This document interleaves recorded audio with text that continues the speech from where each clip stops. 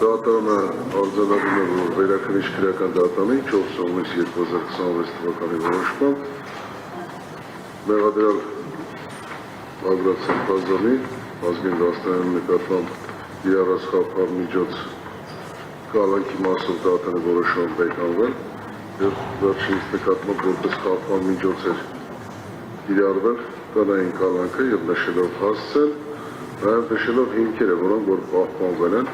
որի վերաբերյալ դատանը իր համաձայնությունն է հայտնում եւ գտնում է, որ խափար միջոց կալանքի ժամկետը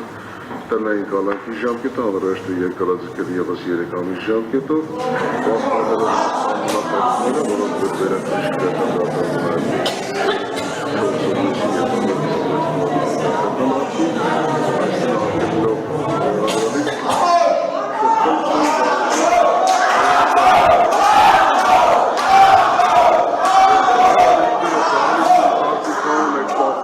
Եթե չեն ենթարկում, դալիճից դուրս եք հրավիրում բոլորին։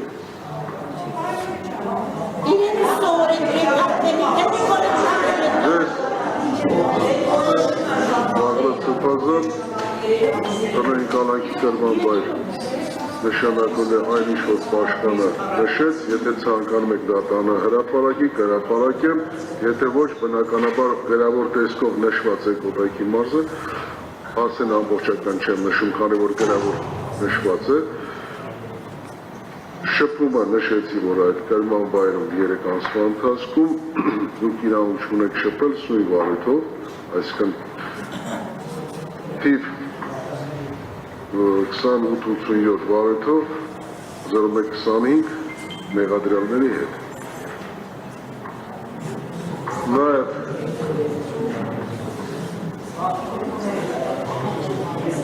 Միգուցե մի քիչ համբերություն ցիվեք, հա։ Ձեզ նաև թույլատրվի երամսյա տնային կալանքի կրման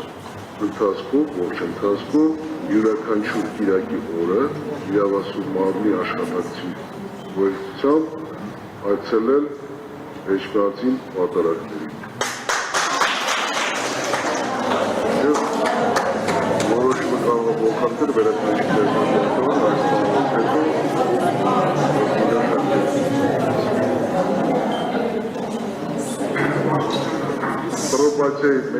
պրոբացիայի ծառայության վրա է դրվելու բնականաբար